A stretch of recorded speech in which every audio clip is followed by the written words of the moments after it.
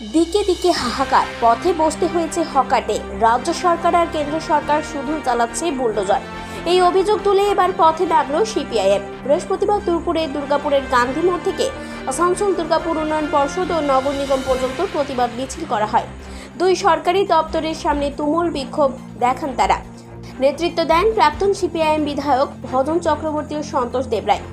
পুনর্বাসনের দাবিতে কয়েকশো হকারদের নিয়ে করা হয় এই প্রতিবাদ মিছিল। প্রাক্তন বিধায়ক ভজন চক্রবর্তী বলেন, রাজ্য আর কেন্দ্রীয় সরকারের কাজ হচ্ছে 2014 সালের আইন অনুসারে হকারদের নিয়ে কাজ করা, কিন্তু সেই কাজ আজও শুরু হয়নি। কলকাতা পুরসভা নির্বাচনের আগে মুখ্যমন্ত্রী বলেছিলেন, হকারদের চিহ্নিত করা হবে এবং পরিচয়পত্র দেওয়া হবে, নির্দিষ্ট জায়গা দেওয়া এবং সমস্যার সমাধান করা হবে, কিন্তু সেই সব কিছু না করে অমানবিকভাবে হকারদের উচ্ছেদ করা হচ্ছে।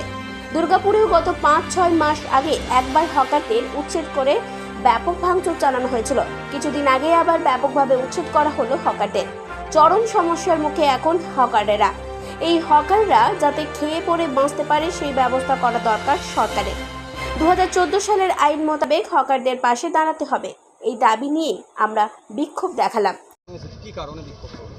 আমাদের বিক্ষোভ কর্মসূচির কারণ হচ্ছে যে পদ্ধতিতে স্ট্রিট ভেন্ডারদের, রাস্তার প্রতিপার্শ্বিত ব্যবসায়ীদের যেভাবে উৎখাত করা হচ্ছে, এটা অত্যন্ত অমানবিক ব্যাপার।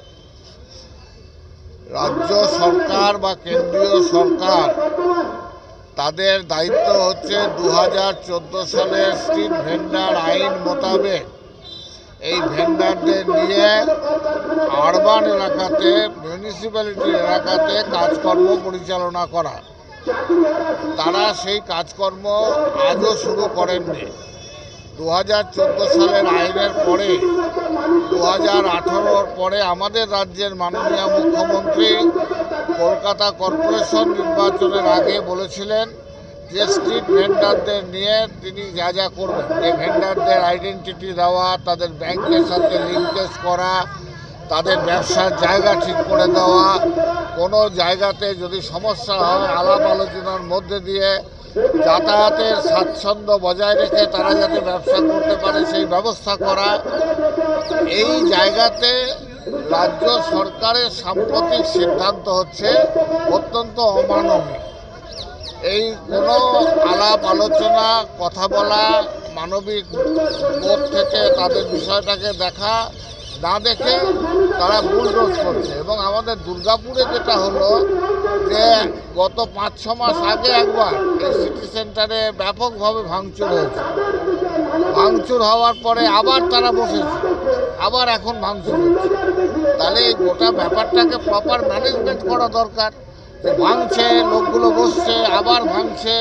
এই গরিব মানুষ তারা যাতে হচ্ছে খেয়ে পড়ে বাঁচতে পারে তার ব্যবস্থা করার জন্য মানবিক দিক থেকে গোটা বিষয়টাকে দেখা এবং আইন মোতাবেক 2014 যে ভেন্ডার আইন, সেই আইন মোতাবেক দেখার দাবি নিয়ে আমরা। দুর্গাপুর থেকে কৌশিক বাসুর রিপোর্ট, 99 নিউজ বাংলা।